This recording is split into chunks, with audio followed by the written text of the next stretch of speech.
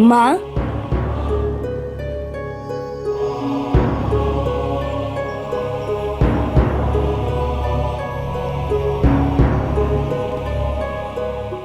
माता, मैं इस क्षण आपकी पीड़ा का अनुमान तो नहीं लगा सकता, किंतु आश्वस्त अवश्य कर सकता हूँ कि आप इस पीड़ा में अकेली नहीं है। अंधक जैसा भी था तो हमारा भाई ही ना। नहीं पुत्र, अंधक की मृत्यु तो उसी दिन हो गई थी जिस दिन उसने मेरी ममता को छला था। किंतु क्या करूं, जगत माता हूं ना। किसी भी जीव की मृत्यु घात मेरी ही ममता पे होता है।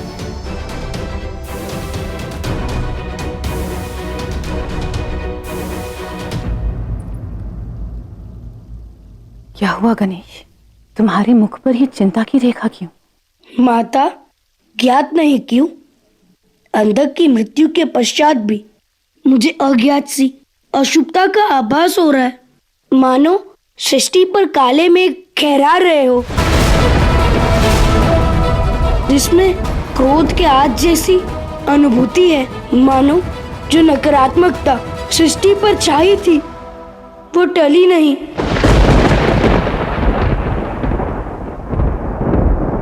अंधक और तिथि द्वारा जो अंधकार फैला था वो नकारात्मकता अब तक शांत नहीं हुई है महादेव, और इसी के साथ किसी और के जागरूक होने का समय आ गया, जिस पर भी सृष्टि की सुरक्षा का भार है। और यदि वो व्यक्ति अपनी साधना से जागरूक हो गया तो मुझे ज्ञात नहीं कि उस व्यक्ति की साधना को भंग करने का क्रोध सृष्टि को किस प्रकार प्रभावित करेगा।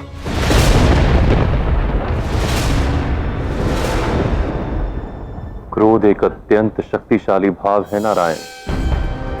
निश्चित है इस संकट को संसार से टालने के लिए शिव और शक्ति दोनों की ऊर्जाओं को अपने चरम पर होना होगा।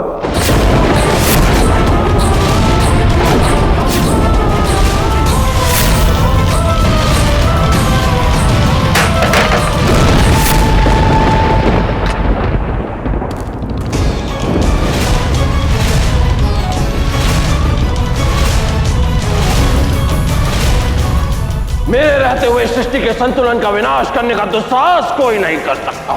तो मैं अभी कैलाश जाकर महादेव से भेंट करता हूं। पुत्र, तुम कुशल तो हो ना? हाँ माँ, मैं कुशल हूँ, आप निश्चिंत रहिए। सत्य कहो पुत्र, बताओ मुझे ये कैसी अनुभूति थी? माता, मैं आपको कैसे समझाऊं? आभास हुआ मानो सृष्टि में क्रोध का भाव बढ़ रहा हो।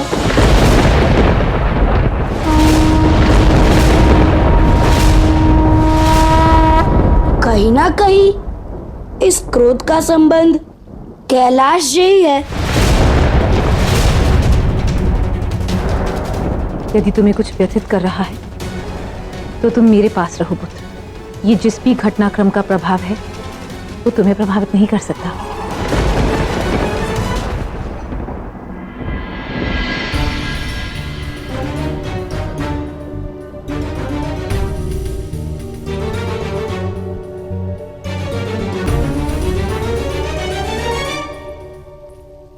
देव, सृष्टि में ये कैसा नकारात्मक परिवर्तन है? विनायक की अनुभूति उचित है गौरी, जो भविष्य में संसार के संकट से जुड़ी। नकारात्मकता अपने चरम पर है गौरी, जो संसार के संतुलन पर संकट है। तो इस संकट को रोकने के लिए हमें क्या करना होगा देव? इसके लिए मुझे साधना करनी होगी,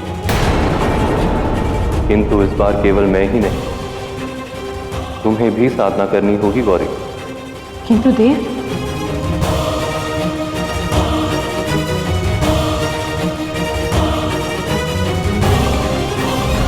पुत्रों, जब तक हम दोनों साधना में लीन हैं, तुम्हें कैलाश की सुरक्षा का विशेष ध्यान रखना होगा। स्मरण रहे,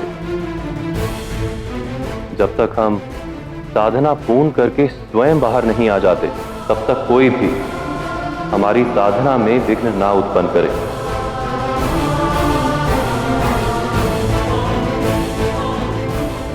कोई भी। आप निश्चिंत रहिए पिताश्री, मैं और ज्येष्ठ आपकी और माता की साधना में किसी को भी अवरोध उत्पन्न नहीं करने देंगे।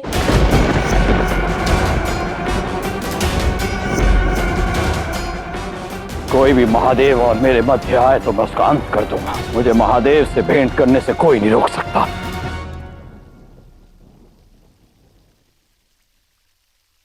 क्या हुआ पिताश्री? आने वाला समय चुनौतीपूर्ण है पुत्र।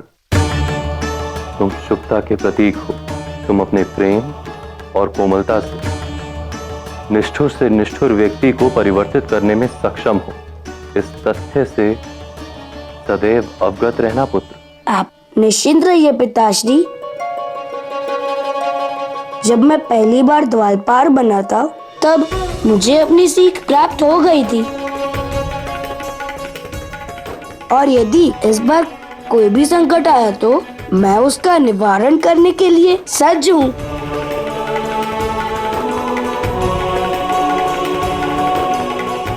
यदि कुछ भी अनुचित या अशुभ हो तो मुझे पुकार लेना पुत्र। माँ, मुझसे अधिक आपकी इस संसार को आवश्यकता है। मेरे पास तो ज्येष्ठ का साथ भी है।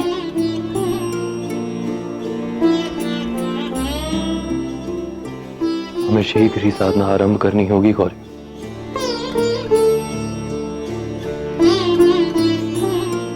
चलो।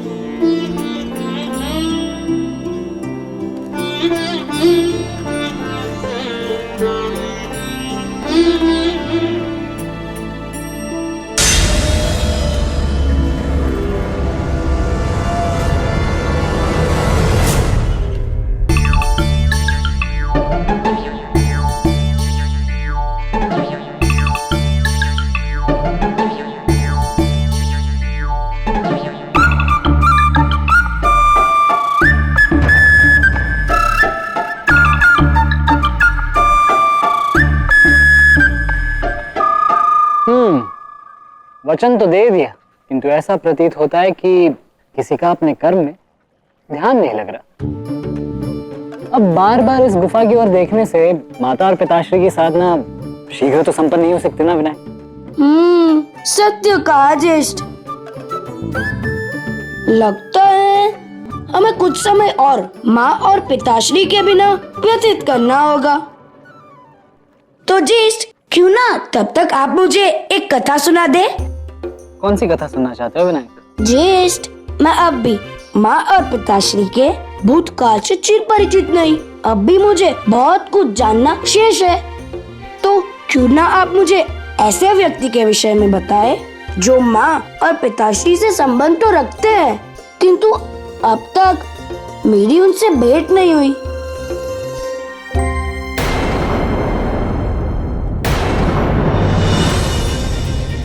ऋषिवर, यहाँ?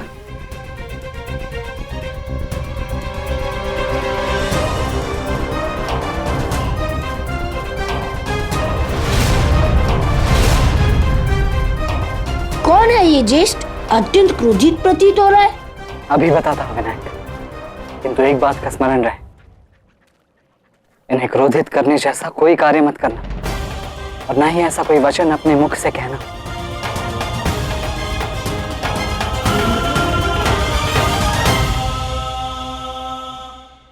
प्रणाम महर्षि परशुराम। आप इस समय कैलाश पर? मुझे महादेव से शिष्यन भेंट करनी है। कहाँ है महादेव?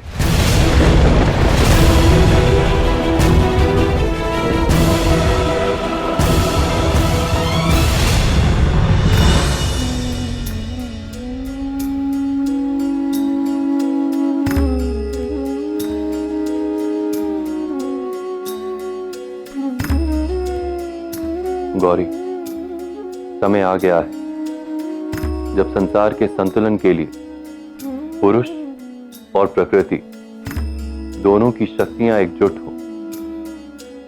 किंतु स्मरण रहे, परिस्थिति कितनी ही विकट क्यों ना हो, हमारी साधना भंग नहीं होनी चाहिए। किंतु देव, इस साधना की इतनी महत्ता क्यों?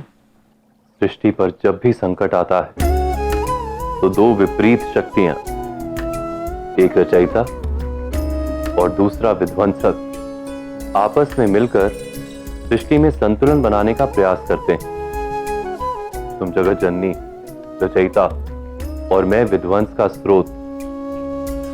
हमारी ऊर्जाएं जब एकजुट हो जाएं, तो संसार में कितनी ही नकारात्मकता क्यों ना हो, संतुलन अवश्य व्याप्त होगा। किंतु इसके लिए आवश्यक है ये साधना निर्विघ्न पूर्ण हो।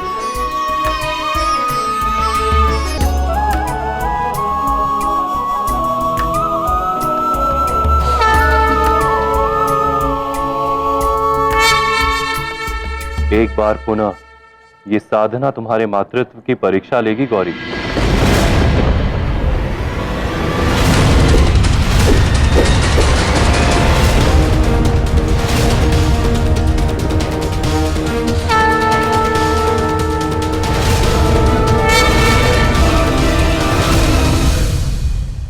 मैं स्वयं महादेव को ढूंढता हूं, मेरा उनसे मिलना बहुत आवश्यक है। अब ऋषिवर, महादेव अभी कैलाश में ही है और आपको देखकर अत्यंत प्रसन्न होंगे। किंतु आप अब एक लंबी यात्रा करके कैलाश पर आए, क्यों ना कुछ समय के लिए आप थोड़ा विश्राम कर लें। मुझे भ्रमित करने का प्रयत्न मत करो कार्तिक, मुझे इसी क्षण महादेव से मिलना है।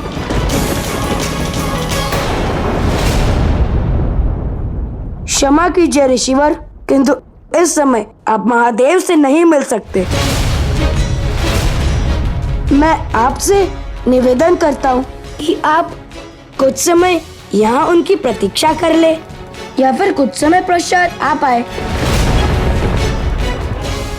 ऋषिवर, विनायक के कहने का तात्पर्य है कि मूर्ख बालक, मेरे मार्ग से हट। समस्त सृष्टि के हित का प्रश्न है। मुझे महादेव से मिलना अत्यंत आवश्यक है। समझने का प्रयास करें ऋषिवर, समस्त सृष्टि के हित के लिए मैं आपको महादेव से भेंट करने की अनुमति नहीं दे सकता। मैं वचनबद्ध हूँ ऋषिवर। ऋषिवर, मुझे ज्ञात है कि आप एक लंबे समय के पश्चात साधना से लौटे। आप जानते हैं कि मैं शिवांश कार्तिकेय हूँ और यह गणेश। मुझे एक याद नहीं करना ये बालक कौन है। इतना ज्ञात है कि इसने मेरा तिरस्कार किया है और महादेव से मेरी भेंट में विलंब किया है इसने। नहीं ऋषिवर, मेरा आपको तिरस्कृत करने का कोई उद्देश्य नहीं था,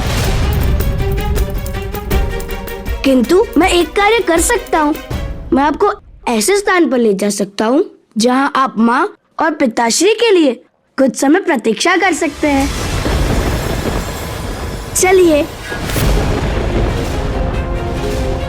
तुमने मुझे स्पर्श किया, तुम्हारा ये दुस्साहस। इस बालक ने अपने स्पर्श से मुझे अपवित्र कर दिया। अपवित्र? एक बालक का स्पष्ट होना भला अपवित्र कैसे हो सकता है? बालक तो संसार में भगवान की सबसे बड़ी पवित्र रचना होती है। उनका स्पष्ट तो प्रेम और पवित्रता से परिपूर्ण होता है। अब तुम मुझसे विवाद करोगे, मेरे विचारों पर प्रश्न करोगे तुम। गणेश से भूल हुई है ऋषिवर, उसे क्षमा कर दीजिए। मानसरोवर जाकर स्नान कर इस अपवित्रता के श्राप से मुक्त होता हूं। किंतु स्मरण रहे, जब मैं वापस आऊं तुम दोनों का मुख मुझे ना दिखे, नहीं तो परिणाम शुभ नहीं होगा।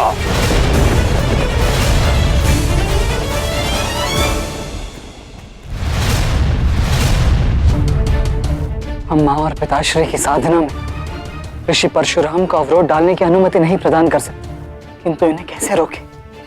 ज्येष्ठ, माँ और पिताश्री ने हमारे मार्ग में आने वाली प्रत्येक दुविधा से लड़ने के लिए हमें सक्षम बनाया। मुझे विश्वास है साधना में जाने से पूर्व इस बार भी उन्होंने कोई सीख अवश्य दी होगी।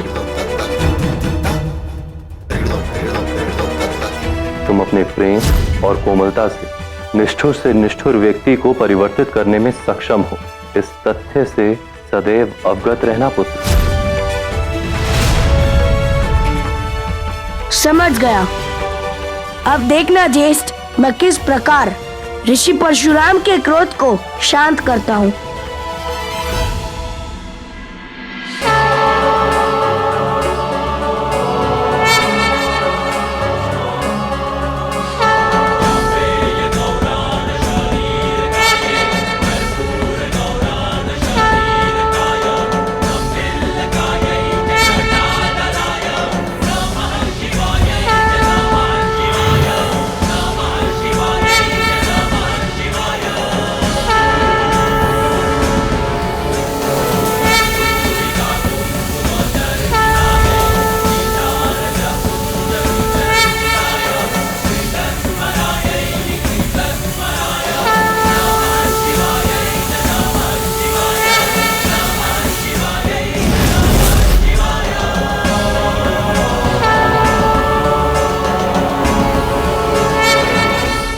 उनके लिए भला कौन मना कर सकता है ना ज्येष्ठ? अच्छा, तो तुम ऋषि परशुराम कर रहे थे, इन मोदकों से जीतना चाहते हो? हाँ ज्येष्ठ, भले मेरे हाथों बने मोदक माँ जितने स्वादिष्ट ना हो, किंतु मुझे विश्वास है कि मैं ऋषि परशुराम का क्रोध अवश्य शांत कर सकता हूँ। करो करो, प्रयास करो। वैसे प्रयास करने में कुछ अनुचित नहीं। लो लो। किंतु फिर भी मैं आश्वस्त नहीं हूं कि ये कार्य करेगा। क्यों? क्योंकि ऋषि परशुराम के विषय में मैंने जितना भी सुना है, उसके अनुसार उनका क्रोध इतनी सरलता से शांत नहीं होता। हाँ ज्येष्ठ, मैं ऋषि परशुराम को तो जानता भी नहीं, पर हाँ, मुझे विश्वास है मेरे और उनके मध्य एक गहन संबंध है। ज्येष्ठ, आप मुझे ऋषि परशुराम के विषय में कथा सुनाइए ना। ठीक है विनायक, जितना मुझे माता और पिताश्री ने उनके विषय में बताया उतना अवश्य बताता। इसमें कोई आश्चर्य नहीं कि ऋषि परशुराम की महिमा अत्यंत दिव्य है। उनकी माता रेणुका और पिता ऋषि जामादमुनि थे। बड़े ही प्रेम से उनका नाम राम रखा, जिसके पश्चात वो महादेव से युद्ध विद्या का प्रशिक्षण लेने अपने घर से निकले।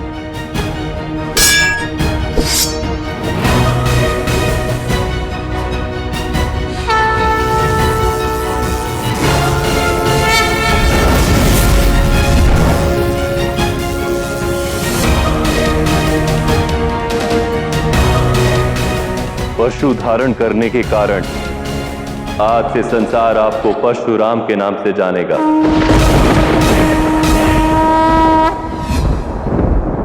कहने का तात्पर्य ये है कि ऋषि परशुराम का नाम उनके।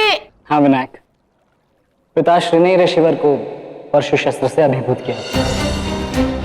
ब्राह्मण कुल में जन्म लेने के पश्चात भी ऋषि परशुराम एक योद्धा है। इस समस्त सृष्टि में सबसे सुघड़ योद्धा।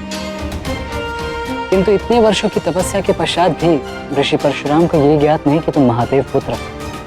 कदाचित इसी कारण उन्होंने तुम्हारे साथ ऐसा व्यवहार किया। मुझे उन्हें ये स्पष्ट करना होगा कि नहीं ज्येष्ठ, आप ऋषिवर को मेरे अस्तित्व के विषय में कुछ नहीं कहेंगे, क्योंकि कारण ये है कि बालक बालक होता है, चाहे वो किसी का भी पुत्र हो। मैं अपनी शुभता और कोमलता के कारण प्रथम पूज्य बना था, ना ही मैं महादेव पुत्र हूँ इसीलिए। अब निश्चिंत रहिए, ज्येष्ठ ऋषिवर के आने के पश्चात मैं प्रेम पूर्वक उनका आलिंगन करूंगा और उन्हें मोदक भोज अर्पित करूंगा, तो अवश्य उनका क्रोध शांत हो जाएगा। और माता और पिताश्री की साधना भी भंग नहीं होगी। आशा करता हूँ कि ऋषिवर शांत हो जाए।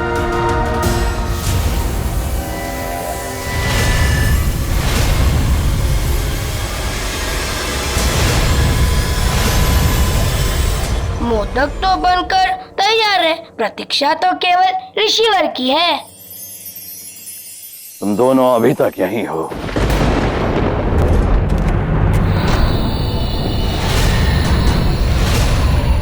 स्पष्ट किया था मैंने कि मेरे आने पर तुम में से कोई भी मेरे मार्ग पर अवरोध नहीं करेगा।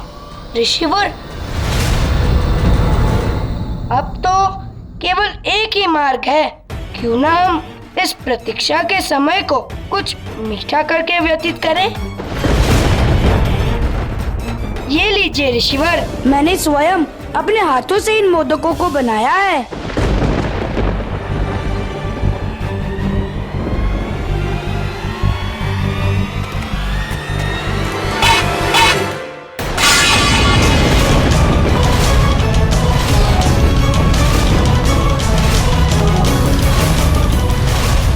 ये आपने क्या किया ऋषिवर? मैंने स्वयं इतने प्रेम से ये मोदक बनाए थे और आपने। मूर्ख बालक, मैं यहाँ कैलाश पर मोदक खाकर अपना बहुमूल्य समय नष्ट करने नहीं आया हूँ। मेरा महादेव से मिलना अति आवश्यक है। हट जाओ मेरे मार्ग से, अन्यथा तुम्हें मेरे प्रहार का सामना करना पड़ेगा।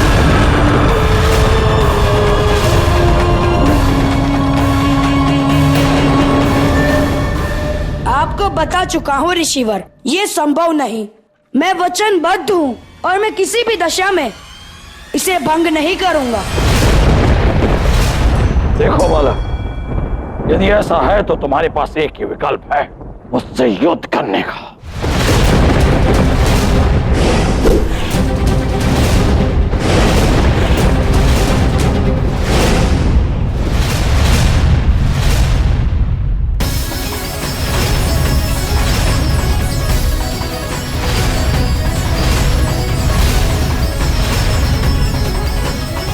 आप चाहे तो मुझ पर निसंकोच प्रहार करें ऋषिवर, किंतु मैं मार्ग से नहीं हटूंगा। तुम्हें अपने हट का मूल्य चुकाना होगा।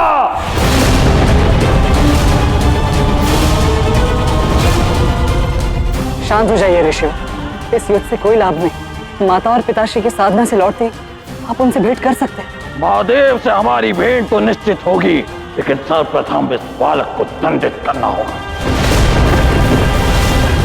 उठाओ अस्त्र और हमसे युद्ध करो। मैं ये भूल पहले भी कर चुका हूँ, पुनः दोहराना नहीं चाहता।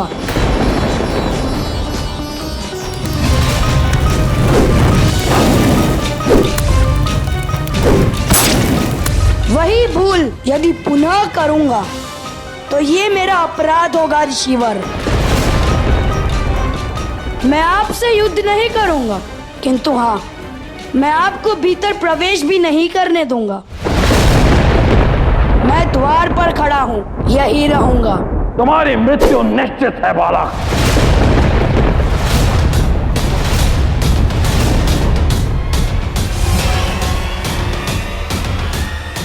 रुक जाइए ऋषिवर,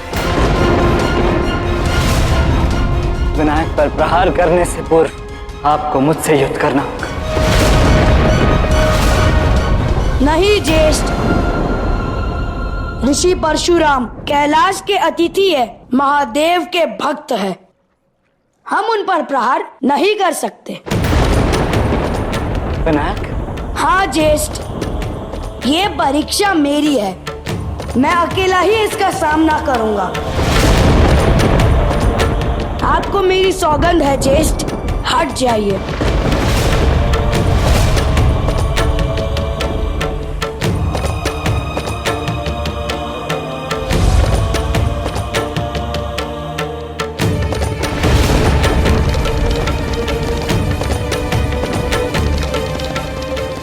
अंतिम बार कह रहा हूं बालक, मार्ग से हट जाओ, अन्यथा मैं तुम पर प्रहार करूंगा। मैं आपको इसका उत्तर पहले ही दे चुका हूँ ऋषिवर। कोई आश्चर्य नहीं, कि तुम इस दंड के योग्य हो।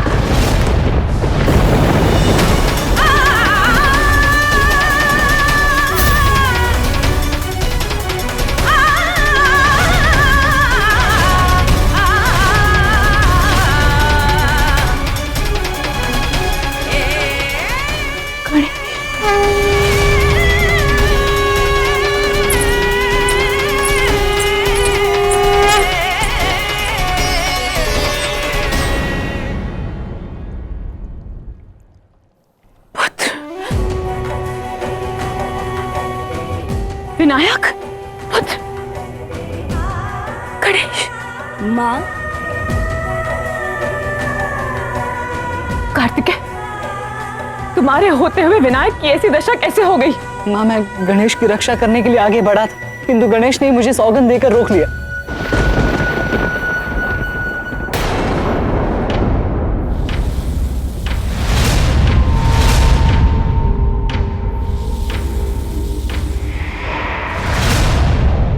हाथ में परशु अर्थात मेरी संतान पर प्रहार आप ही ने किया। इसमें मेरा कोई दोष नहीं है। इस बालक को मैंने बताया था कि मुझे महादेव से शीघ्र अतिशीघ्र मिलना है। इसने मेरे मार्ग रोकने का दुस्साहस किया और मुझे स्पर्श करके अपवित्र किया। उसी का दंड भोग रहा ये। बस ऋषिवर, बस ऋषिवर। ये कोई साधारण बालक नहीं है, ये मेरा पुत्र है, महादेव और पार्वती का पुत्र है। जो कोई मेरी संतान को कष्ट पहुंचाता है उसे मेरे कोप का भागी तो बनना होगा, उसे महाकाली का प्रचंड ताप सहना होगा।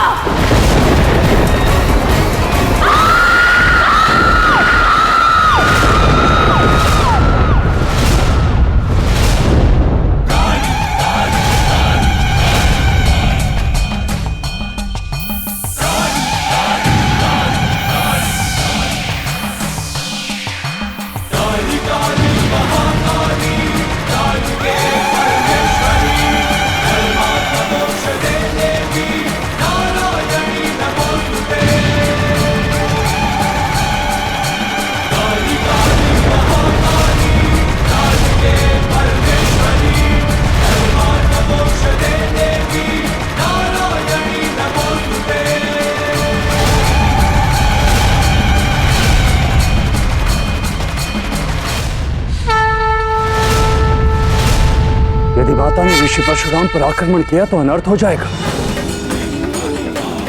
क्या इस बालक ने आपको नहीं बताया कि वो वचनबद्ध था और ऐसा करके वो अपने माता पिता को दिए वचन को पूर्ण कर रहा था? उत्तर दीजिए ऋषिवर, क्या विनायक ने आपको बताया था या नहीं? बताया था, किंतु फिर भी आपको ऐसे बालक पर प्रहार करना उचित लगा। उसने अपने माता पिता को दिया वचन पूर्ण करते हुए भी कैलाश पराय अतिथि को मान दिया। ये अपराध अक्षम्य है ऋषिवर।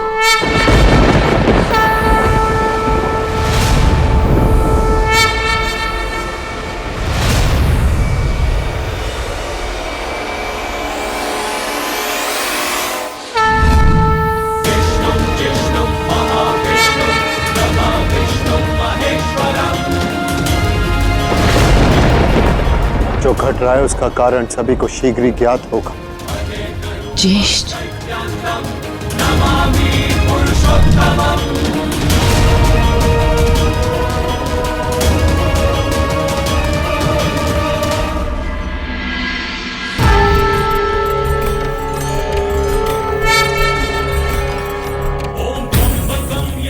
हाँ गौरी, ऋषि परशुराम नारायण का अवतार है और जब किसी व्यक्ति में इस प्रकार का दैवीय तेज हो तो उसका क्रोध भी संसार के लिए सकारात्मक होता है।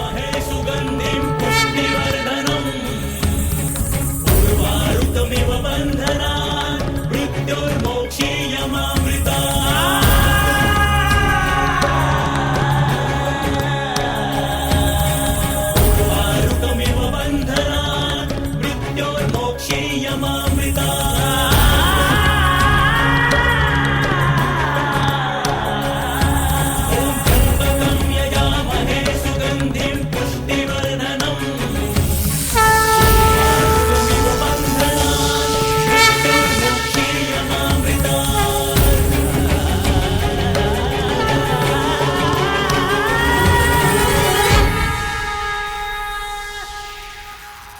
विनायक,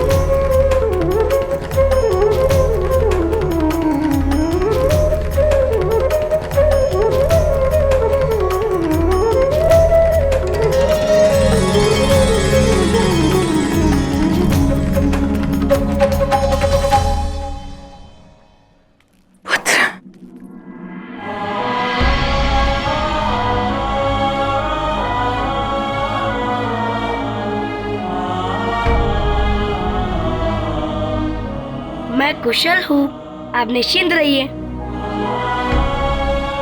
ना इसमें ऋषिवर अनुचित थे और ना ही इसमें मेरी भूल थी, बस परिस्थितियां ही कुछ ऐसी थी। इसमें कोई आश्चर्य नहीं कि इस बालक ने मेरा मार्ग रोका। जब कैलाश स्वामिनी स्वयं मुझ पर, इस ब्राह्मण पर खटवांग से प्रहार करने की चेष्टा कर सकती है, तो उसके पुत्र से क्या अपेक्षा कर सकते हैं? अब ज्ञात हुआ कि तुम इतने उद्दंड क्यों हो। जिसकी मां के स्नेह ने संतान को भ्रष्ट कर रखा हो, उसके स्वभाव से उद्दंडता क्यों नहीं होती?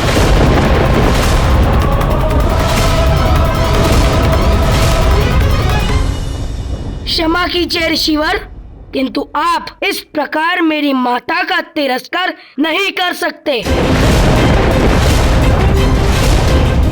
आपको जो कुछ कहना है मुझसे कहिए। जो प्रत्यक्ष है और जो सत्य है वही कह रहा हूं। देवी देवताओं को भी अपने विषय में कटु सत्य सुनना होगा।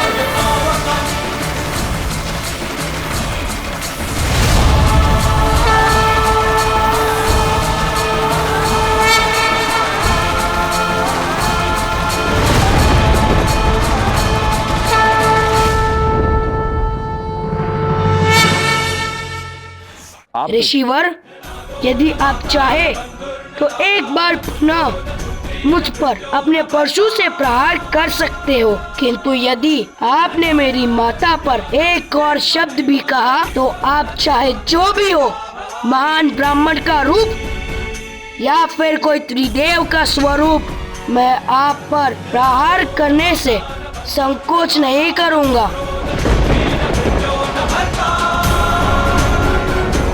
क्रोध ने मेरे नेत्रों पर आवरण डाल दिया था। इसी कारण मैं तुम्हारे भीतर निहित देवी ऊर्जा को आभास न कर पाया। अब मुझे आभास हुआ कि तुम ना केवल देवी पार्वती और महादेव के पुत्र हो, अपितु साक्षात शुभता हो, जिसने मेरे क्रोध को समाप्त कर मुझे सत्य का भान कराया।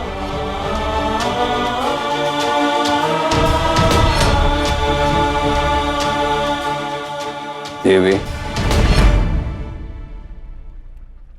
मैं अपने क्रोध पर नियंत्रण नहीं कर पाया और गणेश पर आक्रमण कर दिया। मुझे क्षमा कर दीजिए। ऋषिवर, आप तो मेरे भ्राता नारायण का अवतार हैं और ऐसे दिव्य व्यक्ति का क्रोध भी कालचक्र में सकारात्मक उद्देश्य के लिए ही कार्य करता है।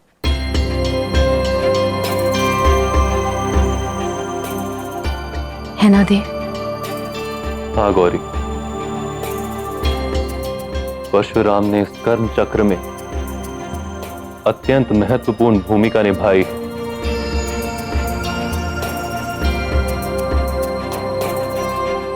गणेश के इस टूटे हुए दंत द्वारा भविष्य में महाभारत का लेखन होगा।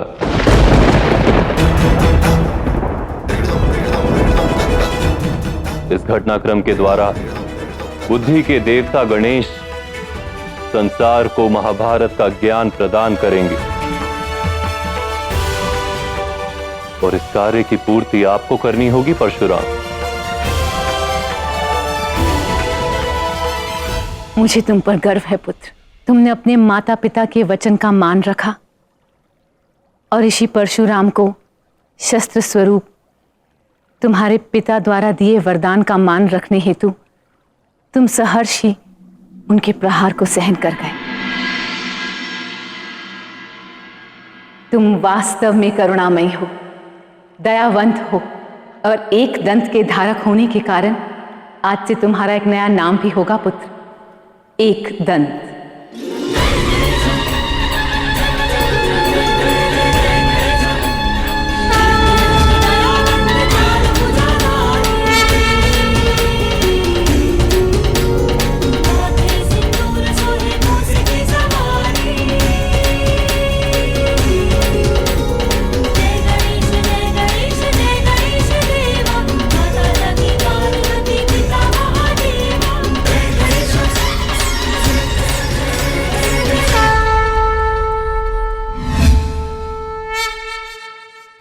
आप तो क्षमा कीजिए माता, किंतु अब हम गणेश को प्रथम पूज्य के रूप में कैसे पूजेंगे, क्योंकि इस एक दंत के साथ गणेश खंडित हुए।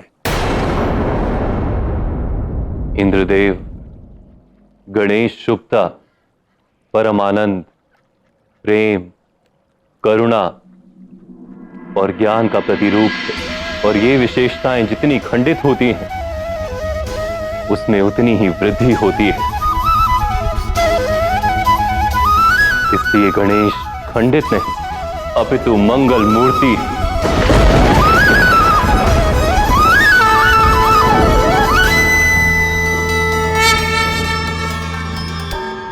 किंतु माँ, जिस क्रोध की अनुभूति मुझे हो रही थी उसका समाधान तो हो गया, किंतु उस अशुभता का क्या जो मुझे अभी भी व्यथित कर रही है। देवी, जिस असंतुलन का आभास गणेश को हो रहा है उसी कारण मैं महादेव से मिलने आया। महादेव, आप तो जानते हैं आने वाली परिस्थितियां संसार के लिए कितनी विकट है, इसीलिए मैं आपको सतर्क करने आया हूं जिससे समय रहते आप इस विपदा को रोक सकें। यदि इस समस्या के क्षण मेरी कोई आवश्यकता हो तो आप मुझे बताइए, आपसे प्रस्थान की अनुमति चाहता हूं।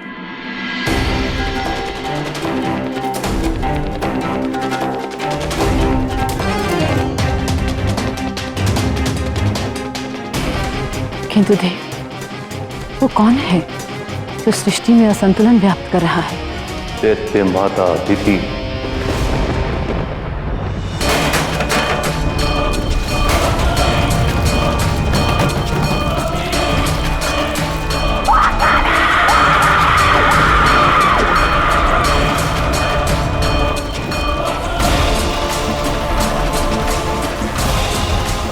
माता दीदी, शांत हो जाइए। नहीं दैत्य करो, अब शांत होने का अवसर गया। बहुत अत्याचार कर लिया इन देवताओं ने। अब तक ये सिर्फ मेरे पुत्रों के साथ अन्याय कर रहे थे, किंतु आज इन्होंने अपने स्वयं के पुत्र के साथ अन्याय किया है। महादेव, महाकाली, आप दोनों ने सदैव कर्म और कर्मफल की भाषा में संसार को सीख दी है ना, अब सज हो जाओ, क्योंकि अब केवल आप दोनों नहीं, अभी तो पूरा संसार आप दोनों के कर्म का कर्म फल भोगेगा।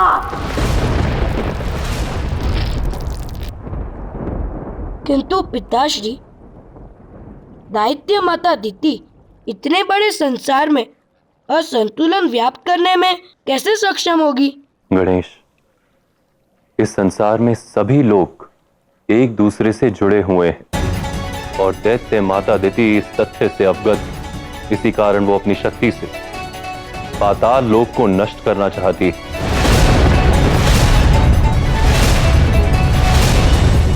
पाताल के विध्वंस का प्रभाव अन्य लोगों पर भी अवश्य पड़ेगा, अर्थात सृष्टि में असंतुलन व्याप्त होना निश्चित है। हाँ गौरी, और इसके पश्चात सभी लोक नष्ट हो जाएंगे और पाताल लोक की भांति समरूप हो जाएंगे, जिस पर दैत्य माता दिति शासन करना चाहती।